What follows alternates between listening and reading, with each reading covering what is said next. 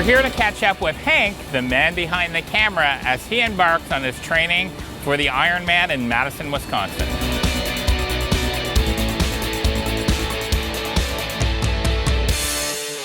So why the Ironman?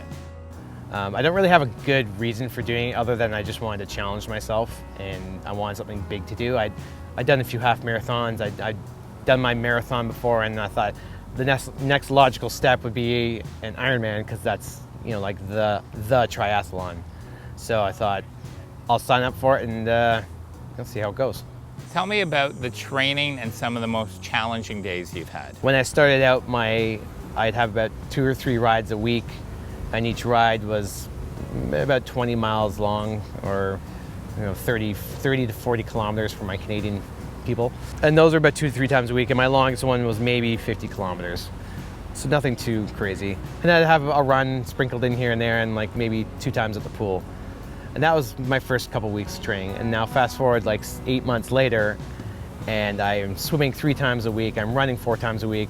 My long rides are 85 miles long, like 140 kilometers. Like it's, the amount of time you put in has just increased significantly to the point now I'm averaging minimum 10 hours a week of training, upwards to 16 hours a week. So it's a pretty heavy time commitment.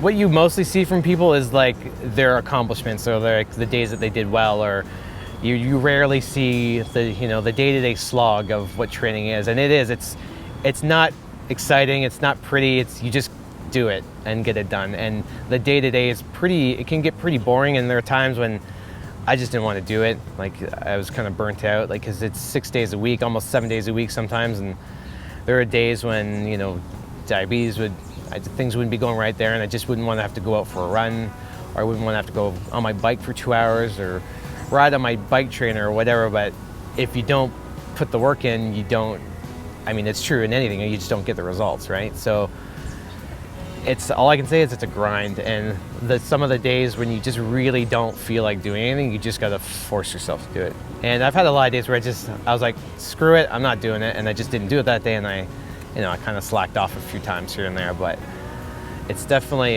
it's harder than people make it out to be, I think. How much has the wearing the Dexcom sensor helped you? Training with it has been awesome. It's been super helpful, and honestly I don't really know how people train without it. Because when you're on a really long ride, for instance, and you're having to stop every, so often just to test, it messes with the rhythm you sometimes get into. Like you get into a good ride, you want to keep going. I don't always want to stop and test, because sometimes I feel fine, but I may not be. So a quick push of a button, I can see, oh, I'm X number or whatever, or I can see I'm going down or I'm going up, or I can kind of see my trend. So it's really helpful to know that, okay, maybe I don't need to stop now, I can just keep going and doing what I'm doing. And it's also really helpful to see trends. I think the biggest thing for me is seeing where I go low, when I go low, and also when I go high. So we were there last year at the finish line, and you hear the announcer say, "You are an Ironman."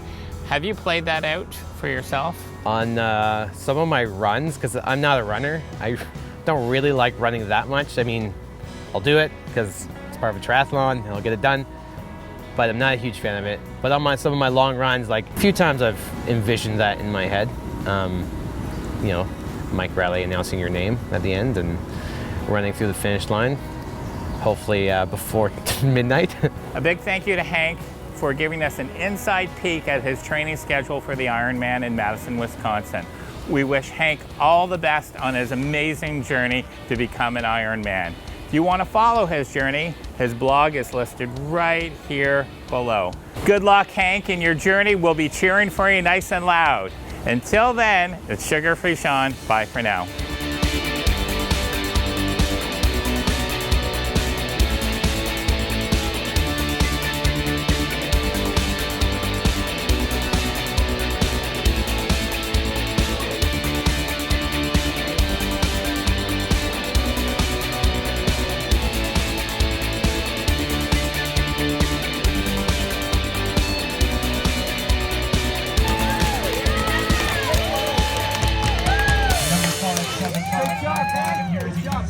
Finishing shoot, that's Shawn.